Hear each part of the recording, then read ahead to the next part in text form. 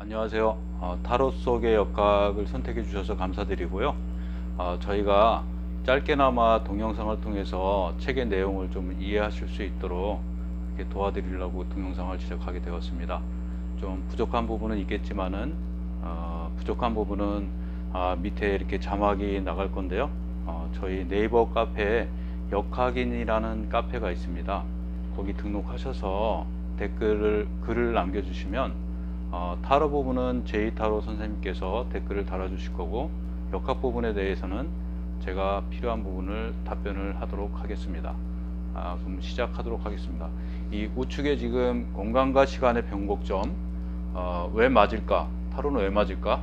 운명선의 연결, 동양의 목적성, 서양의 표현성 차이, 메이저는 개념, 마이너 카드는 서술, 그 다음에 코트 카드의 역할은 역학에서 볼 때는 토의 역할인데요. 수용과 변화, 연결과 준비, 이런 역할성이 있다, 이런 것들. 그 다음에 사원소의 의미는 역학적으로 목화 금수와 토가 혼합되어 있는 형태이다.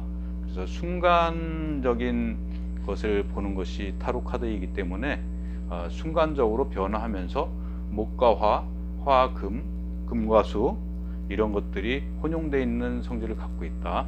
그 다음에 상수는 근원을 얘기하고 수비는 현상을 얘기한다. 그 다음에 스프레드와 리딩, 이것은 연결과 변화를 읽는 것이고, 거기서 수가 중심적인 역할을 한다. 이런 부분들에 대해서 간략하게 설명을 드리도록 하겠습니다. 먼저 우리가 그 역학적인 시각에서 사물을 나타날 때 음과 양이라는 이분법적인 부분을 가지고 분류를 하는데요. 이것은 음은 고정되어 있다, 이런 뜻이고요. 양은 움직인다, 이렇게 보면 맞을 것 같습니다. 그래서 움직이는 것이기 때문에 시간을 우리가 양이라고 보고요. 음은 고정되어 있는 것이니까 공간을 음이라고 봅니다. 그래서 유기미든 여러가지 그 타로든 사주명리든 여러가지 방법들의 점술이 있는데요. 신점이라 해도 마찬가지라 볼 수 있습니다. 이런 것들은 공간과 시간을 구분하여서 그 공간과 시간이 지금에 어떻게 적용되는지를 해석하는 것이 그 해석의 기초거든요. 그래서 모든 점사에는 이 공간과 시간의 개념이 중요하다, 또는 역학에서 말하는 음양의 개념이 중요하다 할 수 있겠습니다. 그래서 이 음양은 5가지 형태로 움직여서 우리가 오행 그러는데요. 오행은 5가지로 움직인다, 이런 뜻입니다. 그래서 음양이 움직이는 길이 5가지 길이 있고 5가지 방법이 있다. 근데 그것을 우리가 타로 카드에서는 4가지 원소, 4원소로 분류를 하는 것이고요. 이 4원소만으로 분류해서 어렵다 보니까 거기서 메이저 카드와 마이너 카드를 또 분류한 것이고, 이게 역학적으로 공부하신 분들은 알겠지만은 역학에서는 천간과 지지 뭐 이렇게 나누는데요. 이것은 움직이는 것과 고정되어 있는 것, 이 정도로 보시면 될 것 같습니다. 그래서 우리가 공간적인 의미에서 우리에게 적용받는 것들이 있죠. 그래서 실질적으로 우리가 실제적인 사건이나 현실적으로 느껴지는 것들, 이런 것들을 크게 포함하면 공간의 의미에다 다 둘 수 있습니다. 그리고 우리가 생각하는 것이나 주변에 나한테 직접적이진 않지만 환경적으로 영향을 미치는 것을 움직이는 시간의 개념에다 포함할 수 있습니다. 그래서 이렇게 분류하는 것은 크게 분류하는 것은 해석을 정확하게 하기 위한 어떤 중심을 잡기 위한 방법이기도 하고요. 또 복잡한 현상을 단순하게 만들어서 그 단순한 것들을 심층적으로 파고 들어가는 해석의 그 깊이를 높이기 위한 방법의 하나의 방법입니다. 그래서 동양의 이런 음양과 오행이 서양의 타로에도, 서양에서 온 타로 속에도 분명히 녹아들어져 있습니다. 그래서 우리가 이 타로를 배우면서 동양의 음양 오행의 개념을 어떻게 적용되어 있는지를 이해한다면 그 방법들이나 현상, 이런 것들을 왜 이렇게 됐는지를 뚜렷하게 구별할 수 있다는 거거든요. 그래서 타로를 실제적으로 당장 해석할 때 도움이 되지 않는 것 같이 보이지만 이게 어느 정도의 숙련과 깊이가 들어가면 상당한 해석의 차이를 보일 수밖에 없습니다. 또 역학하시는 분들이 타로는 그냥 단순히 점술이다 이렇게 생각하시는 분들이 있는데요. 이게 자연이라는 것이 이렇게 있으면 인간도 이 속에 있는 자연의 일부이거든요. 그럼 인간의 쓰는 언어나 또는 문자, 그림, 숫자 또는 단발마의 뭐 수신호든 눈빛의 신호든 이런 것 모든 것들이 사실은 인간만의 표현이라고 본다고 생각할 수도 있지만 실제적으로는 인간이 자연의 일부이기 때문에 자연의 의지가 이 속에 다 들어있는 겁니다. 그래서 우리가 이러한 것들을 통해서도 어떤 하나의 자연의 논리가 어떻게 그 원칙이 적용되는지를 이해하는 것이 그 특성을, 타로는 타로의 특성을, 역학은 역학의 특성을 살릴 수 있는 가장 중요한 그 기본이라 할 수 있겠습니다. 그래서 기본이 튼튼해야 어떤 것이든지 기본이 튼튼해야 깊이 들어갔을 때 해석도 깊어지겠죠.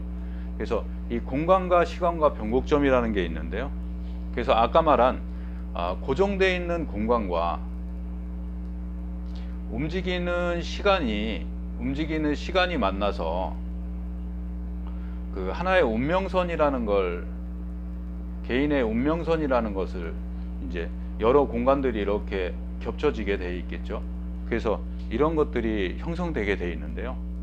변곡점이라는 것은 나만 이 세상에 산다면 변곡이 일어날 수 없습니다. 근데 내가 갖고 있는 어떠한 운명의 그 에너지들이, 특성들이 또 다른 에너지와 이 공간에서 만날 때, 이것이 변화되게 돼 있거든요. 그래서 영향을 받는다 이렇게 볼 수도 있고, 영향을 덜 받더라도 방향의 전환이나 변이는 분명히 일어날 수밖에 없습니다. 왜냐하면 에너지와 에너지가 만나면 수학적으로도 이 벡터라는 게 있지 않습니까? 그래서 원래는 이렇게 가게 돼야 되는데, 이 방향으로 가게 돼야 되는데 둘이 만나서 부닥치게 되면 힘의 변환이 분명히 일어날 수밖에 없습니다. 어떤 힘이 어떻게 작용하는지 이 세부적인 부분들은 별외로 하더라도 당연히 변환이 일어나겠죠. 그래서 운명도 하나의 선으로 봤을 때 이러한, 이게 나라고 보면 나와 너가 하나의 공간에 동일한 시간에 만났다면 당연히 변화되고 변형될 수밖에 없습니다. 에너지 형태가. 그래서 우리는 하루에도 수많은 사람들과 스쳐나가면서 그 사람들의 에너지와 수많은 변화가 변이가 일어나는 것이죠. 그래서 고대 시대에는 이러한 운명의 변환이 단순화될 수밖에 없어요. 왜냐하면 만나는 에너지들이, 하루에 만날 수 있는 에너지들이 얼마 되지 않거든요. 동일한 공간, 동일한 그 어떤 환경 속에서 자라면서 비슷한 에너지들과 같이 만나서 변화하다 보니까 그 운명의 행로가 크게 변화되지 않고 어떤 그 산흥공상, 우리나라로 따지면 산흥공상, 이런 뭐 농부와 학자와 정치가들과 왕과 이런 어떤 정해진 운명의 테두리의 크기가 크지가 않을 수밖에 없거든요. 왜냐하면 변화할 수 있는 에너지들이 많지 않기 때문에. 근데 현대사회는 하루에도 고대 사회에 만날 수 있는 인간의 그 변형될 수 있는, 그 변곡될 수 있는 에너지를 평생 만날 수 있는 걸 지금 하루에 출근하면서, 퇴근하면서 또는 직장에서 만나기 때문에 지금은 더 복잡해지고 다양해질 수밖에 없는 겁니다. 그래서 옛날에 그 이론들이 틀린 것은 아니지만 그 이론을 똑같이 갖다 쓰면 그 원론적인 것은 틀리지 않지만 그 이론을 똑같이 갖다 쓰다 보면 이것이 좀 맞지 않고 해석의 차이가 생길 수밖에 없겠죠. 그래서 정확한 해석을 위해서는 어떤 의미인지 알고 그것을 사용해야 보다 맞는 해석이 더 디테일하고 정확하게 나올 수밖에 없겠죠. 그래서 이 공간과 시간이 변곡되는데 그것은 이 운명선의 연결에 의해서 변곡되는 것이다. 그러면 운명선에 만났을 때 왜 타로라는 것을 통해서 다른 사람의 상황을 볼 수 있는 것인지는, 우리가 이렇게 교차로를 지나가게 되면 A 방향이라는 것으로 지나가고 B 방향으로 지나갈 때 이 앞쪽밖에 보이질 않지 않습니까? 근데 이 교차점에 오게 되면 양 4개의 방향을 다 볼 수 있게 되죠. 그래서 이것이 이제 물리적인 평면적인 얘기지만 실제적으로 물리적이든 시간적이든 공간적이든 이러한 논리는 다 통용되는 겁니다. 그래서 이 운명선으로 바꿔본다면 A의 운명선이 B의 운명선과 만나서 어떤 교차점에 있을 때는 서로의 운명을 바라볼 볼 수 있고 이해할 수 있고, 이 동일체의 개념이 생기는 거거든요. 동시 개념이 생기는 겁니다. 그래서 동시에 어떤 일을 같은 공간에서 같이 공유하고 같은 생각과 같은 의지를 갖는다면 이것은 뭔가 운명에 전환될 수 있는 그 방향의 폭이 커지는 거죠. 근데 여기에 명리나 사주나 또는 신점이든 이런 특별한 방법들, 수단을 통해서 본다면 이 운명을 볼 수 있는 것들이 어떠한 방법들을 통해서 더 깊이 멀리 볼 수밖에 없게 되는 거죠. 그래서 우리는 타로라는 것은 이러한 변곡점이라는 것을 형성해서, 이것이 꼭 온라인, 오프라인 이렇게 구분할 필요는 없거든요, 공간을. 그래서 뭐 전화든 우리가 아니면 그 사람을 생각하든 그 시간과 공간의 개념이 그 제한되어 있는 공간의 개념은 아닙니다. 물론 직접 만나서 같은 공간에 같은 시간대에서 한다면 그것이 더 확실하게 또 정확하게 보일 수는 있거든요. 왜냐하면 이게 우리가 생각하는 것이 항상 집중되어 있고, 또 상대도 마찬가지고 질문하는 사람도 마찬가지고 상담하는 사람도 마찬가지고, 그 질문자와 상담사가 동일한 집중력을 갖고 한다면 같은 실력이라도 해석의 깊이는 훨씬 더 깊어지고 넓어질 것입니다. 왜냐하면 같은 곳을 허용할 수 있는 의지를 서로 허용했기 때문에. 그래서 이것은 의지라는 것은 문을 열어주는 것과 같은 역할을 하거든요. 그래서 타로를 잘 보시는 분들을 보면 질문을 반복해서 합니다. 그래서 어떠한 것에 대해서, 연애에 대해서 묻는다면 그분을 생각하면서 카드를 3장 찝어주세요. 이렇게 얘기하는 것은 상대에게 네가 질문하는 의지를 허용하는 허용치를 높이고 집중해라, 이런 의미가 있는 것들이죠. 그래서 이런 것들은 단순해 보여도 상당히 중요한 의미를 갖고 있습니다. 여러분들이 어떠한 그 개별적인 지식이나 타로에 대해서든 역학에 대해서는 개별적인 지식이나 이런 것들을 익히고 경험을 습득하는 것도 중요하지만 집중할 수 있는 훈련, 상대를 이게 상담이기 때문에 내가 원하는 방향으로 집중시킬 수 있는 부분, 이런 것들이 상당히 해석을 정확하게 나오는 그 포인트라 할 수 있습니다.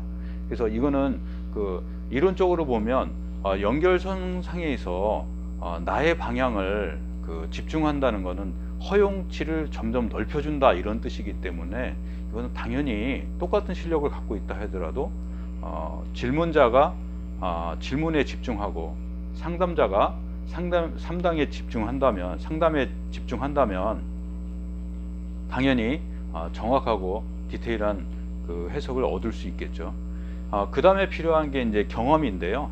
그래서 제가 저희 수강생들한테 항상 하는 얘기는, 똑같은 질문을 오늘 내가 만약에 매일매일 출근을 한다면 오늘은 내가 몇 번 버스를 지금 나가면 탈 수 있을 것인지, 그 버스에 사람은 많을 것인지, 아니면 출근하는데 길은 막히지 않고 원하는 시간에 갈 수 있을 것인지, 이런 것을 똑같은 내용을 일지를 만들어서 카드로 그 기록 30권을 다 외워야 돼요. 근데 이 상수론을 알면 읽으면서 이해할 수가 있어요.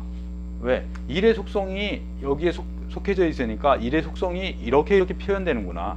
일이라는 게 처음 생겨난 것이고 이것이 자기 자체의 그 주관력이 없기 때문에 환경의 영향을 많이 받는구나. 일은 그 생명이 바로 태어난 걸 근원적이기 때문에 미세하고 보이지 않는 거구나. 그래서 이게 미세한 일과 미세공학 뭐 이런 쪽 또 세밀함 이런 쪽 일을 하는구나. 보이지 않게 활동하니까 주변의 환경을 영향이 많으니까 이거는 비서나 왕 옆에 또는 권력자 옆에 기생할 수 있는 거구나.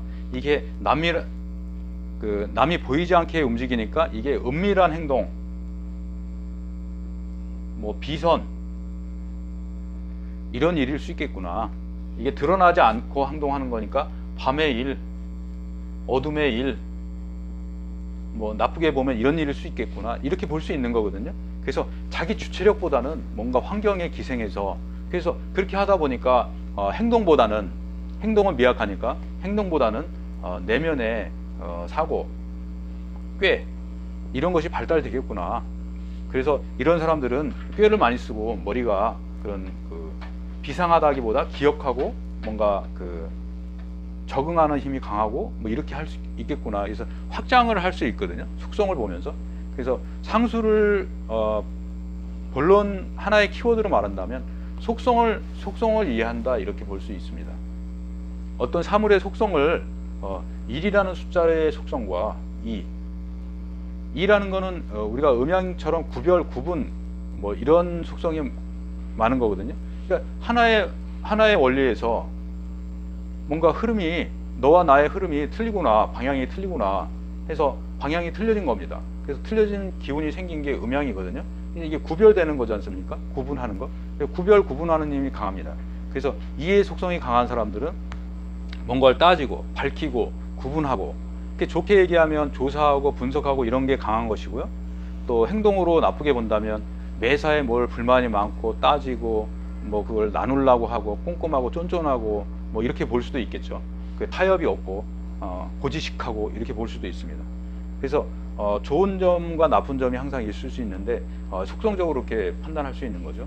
근데 표현이 또 즉각적일 수 있겠죠. 구분이 돼 있으니까 구분된 것은 바로바로 말하는 습성이 있는 겁니다. 그래서 재물적인 면에 있어서도 바로바로 표현하는 이런 속성 때문에 모으고 그걸 응축하고 뭐 이런 부분들이 약하다, 결실을 이루는 힘이 약하다 이렇게 볼 수 있겠고요. 그래서 이런 속성을 자꾸 파악하고 해석하는 것이 상수론인데요. 카드에 보면은 숫자들이 있죠. 숫자는 아까 말했듯이 어떤 흐름의 중심을 잡아주는 가장 중요한 역할을 하고, 음적인 형태와 이 근원적인 형태를 추구하는 것이기 때문에 이미지가 뜻하는 것들, 이미지와 이미지 연결하는 것들을 해석할 때 또 아주 요긴하게 쓰일 때가 많습니다. 물론 숫자와 숫자의 연결이 잘 안 될 때도 있어요. 근데 그럴 때는 이제 이미지의 연결과 이렇게 복합해서 봐야 되지만, 어쨌든 숫자는 중요한 중심 역할을 해준다, 해석에 있어서.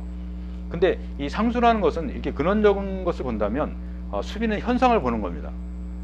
뭐 상수에서 보는 뭐 생명의 근원, 보이지 않는 것 이런 것들을 무시하고 수비는 지금 보여진 거, 지금 움직이네, 뭐 작든 크든 이게 움직였네, 시작했네 이렇게 보는 거죠.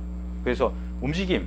근데 공통적으로 보는 거는 상수에서 봐도 그렇고 수비에서 봐도 그렇고 움직이든 움직이지 않든 미세하든 이런 것의 차이는 물론 있겠지만은 결실은 멀다라는 거죠. 일이라는 것은 이미 이제 생명이 이거는 근원적인 생명을 보는 것이고, 상수는 이것은 표면적으로 움직이는 상황을 보는 것이니까 약간 시각 차이는 있겠지만은 어쨌든 결실을 보기에는 아직 멀다. 그래서 이것이 상수적인 관점에서 보면 1, 2, 3 이게 근원, 2가 구분, 3이 순서거든요. 순서.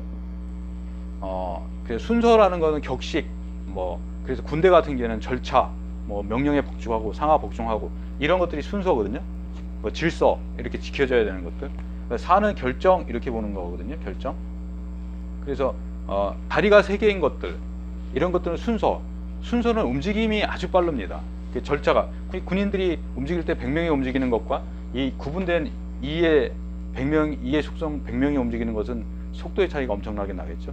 그래서 우리가 팔과 다리도 손과 이 팔목, 좀 어깨 부분에 이런 팔도 이 3개로 나눠져 있거든요. 손가락도 3등분으로 나눠져 있지 않습니까? 근데 산은 결정물이에요. 뭔가 결정물을 얹는 손바닥은 네모나게 돼 있죠.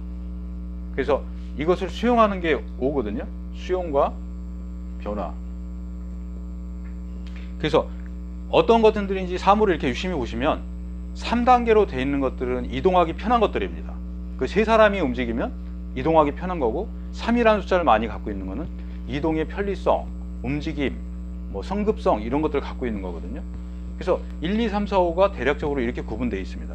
그래서 1부터 5까지를 이것이 우리가 막 생겨난 수, 그래서 생수 이렇게 봐서 생수는 미흡하고 부족하고 약간은 그 어설프다, 근데 순수한 면이 있다, 이렇게 보는 거고요.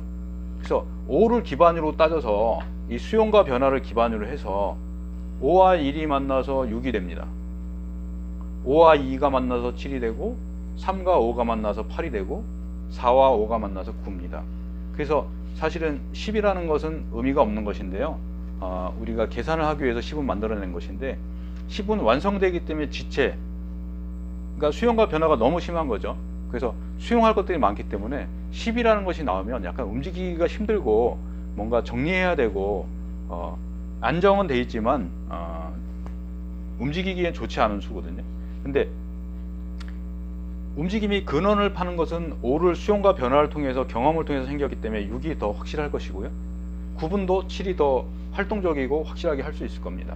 순서를 정한 것도 이제 조직이 커져서 3보다는 8로 커졌으니까 훨씬 효율적인 움직임을 할 것이고요. 9는 결정물이 수용과 변화를 통해서 다듬어져서 생긴 결정물이기 때문에 완벽하다, 이렇게 볼 수 있습니다. 근데 완벽한 것은 그 끝을 보고 있기 때문에 좀 불안한 요소가 많이 있는 것이죠. 그래서 이것은 이제 킹의 요소로도 볼 수 있는데요. 이게 그래서 이것을 성수, 이루어졌다, 뭔가를 이루었다, 그래서 5 이상을 성수로 봅니다.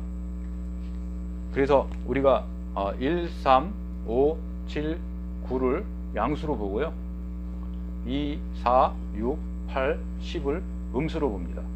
그래서 이렇게 두 가지의 구분법이 있거든요. 생수와 성수, 양수와 음수. 그 양은 움직이는 것들이고 음은 움직이지 않으려고 하는 겁니다. 공간적인 속성이 강한 거고 사건적인 속성이 강한 것이고, 이것은 움직이려고 하고 변화할 수 있는 속성이 강한 것이죠. 생각의 속성이 강한 것이고, 움직이고 싶어하는 수이겠죠. 그래서 이 1, 2, 3, 4, 5까지는 약하고 뭔가 미흡하고 부족한 부분이 많다. 6, 7, 8, 9, 10은 뭔가 이루어져 있고 안정되어 있고 변화를 크게 추구하지 않고 천천히 추구하려 한다, 이렇게 볼 수 있습니다. 그래서 이 상수와 수비의 개념이 상당히 중요한데요. 상수의 근원성과 수비의 표현성을 여러분들이 잘 이해하신다면 아주 중요한 해석에 큰 무기를 얻을 수 있는 거고요, 수단을 얻게 되는 겁니다. 그래서 상수학에 대해서는 저는 뭐 수비학에 대해서는 잘 모르니까 상수학에 대해서는 나중에 또 특강 시간을 통해서요, 기회가 되시면 또 들을 수 있으면 좋겠습니다. 사실은 역학을 하시는 분도 이 상수의 개념을 아시는 분과 아는 분과 모르는 분이 그 해석의 차이가 많이 클 수밖에 없거든요. 처음에는 차이가 얼마 안 됩니다, 아는 분과 모르는 분이. 근데 이 조그만 차이가 점점 커지다 보면 나중에는 이해할 수 없는 간격에 폭이 되죠. 그래서 상수를 알게 되면 이해하는 학문을 할 수 있는 그 수단을 얻게 되는 거고, 상수를 모르면 다 외우고 그걸 외운 것을 활용해서 습득할 때까지 시간이 필요한 것이고, 그런 그 어떤 기간을 겪을 수밖에 없습니다. 마지막으로 스프레드와 리딩이 있는데요. 리딩이라는 것은 연결하고, 앞에도 잠깐 설명했지만 변화를 읽는 거거든요.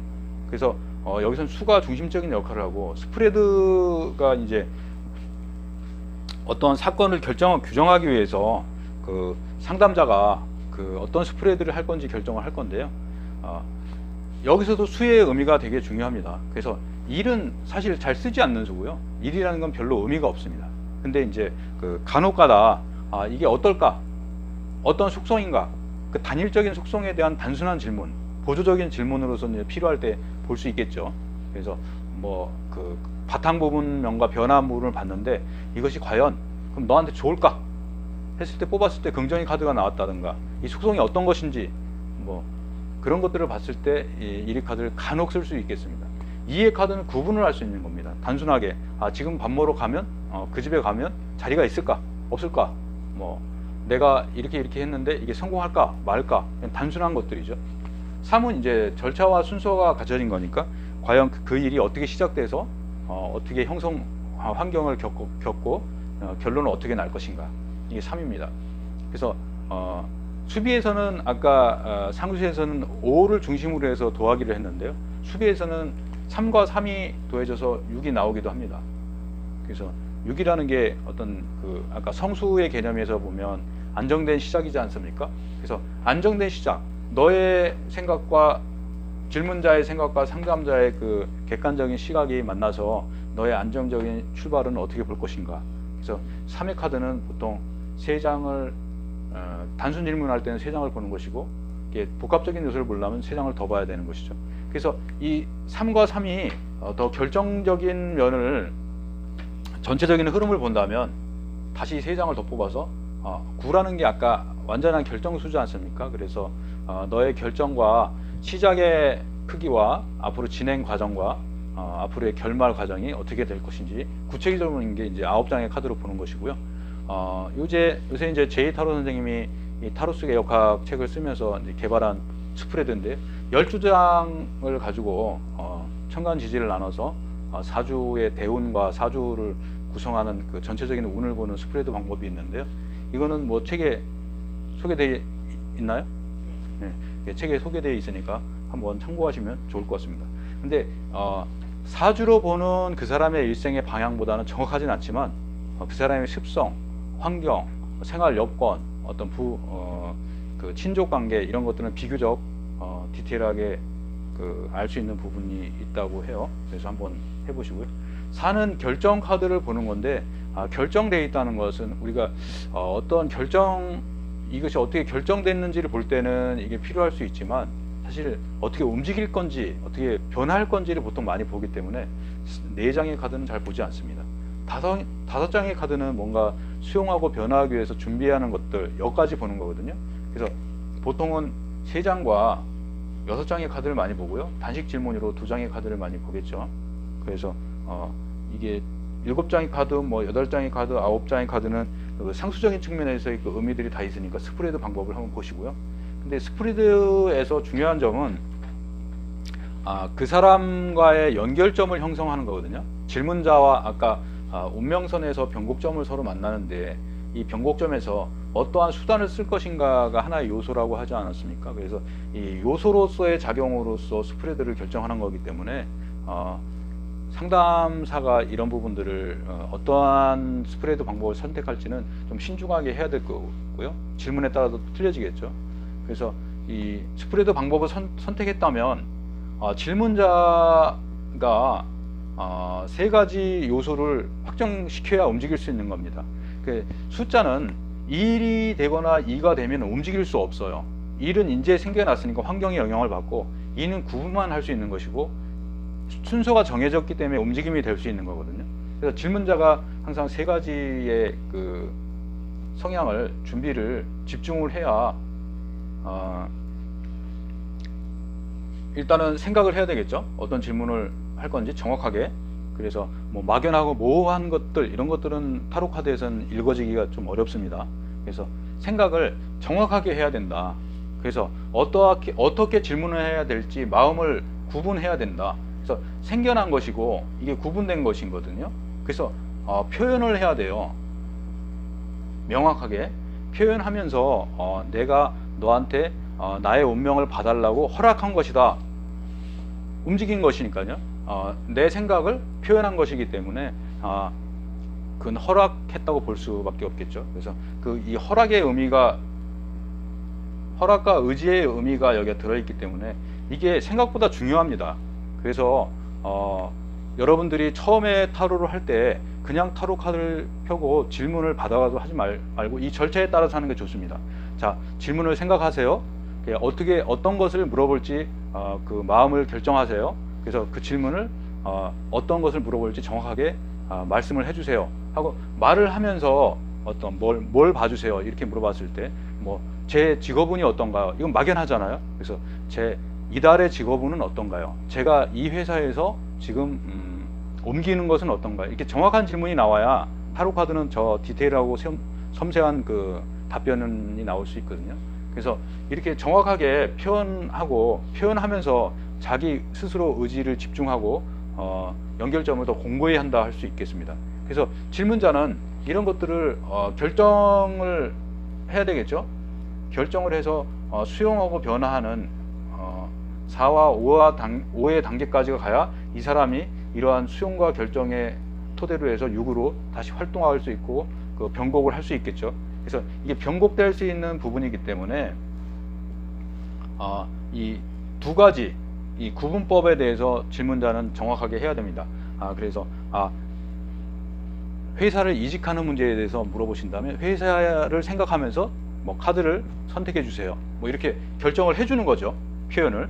그래서 그 부분을 그 사람의 입장을 내가 그 상담사가 생각을 하면서 이 사람이 어떠한 질문을 했구나. 그걸 내가 이 질문에 대한 걸 뽑아야 되겠구나. 그 이제 뽑는 사람의 또 의지가 여기에 또 투영되는 거죠.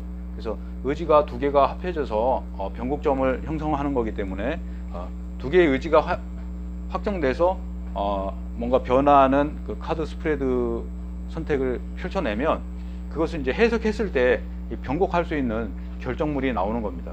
그래서 이런 부분들을 좀 이해를 하시고요. 오늘 저희가 40분이라는 시간이 너무 짧아서 동영상을 역학 부분과 타로 부분에서도 많이 늘어지긴 했는데요. 그래도 부족한 부분이 많이 있을 것 같습니다. 그래서 저희가 아래 자막에 저희 네이버 카페 역학인 그 주소를 다시 넣을 거고요. 또 개인적으로 제이 타로 선생님의 블로그나 저희 블로그에 들어오셔서 가끔 저희가 이렇게 올리는 글들, 타로나 역학에 관한 글들에 대해서도 읽어보시고 이해하시면 될 것 같고요. 저희가 이제 특강을 한 달에 한 번씩 준비하고 있는데요. 그 특강을 또 참석해서 할 수 있는 분들은 들으시고, 못 하시는 분들은 저희가 녹화를 할 건데요. 녹화해서 그 특강을 들으시면서 보다 점자적으로 알아가는 타로의 기법을 더 익히도록 그렇게 하시는 게 좋을 것 같습니다. 아무튼 긴 시간 이렇게 들어주셔서 감사하고요. 저희 타로 속의 역학을 선택해 주셔서 분들 모두 공부 열심히 하시길 바라겠습니다. 이만 마치겠습니다.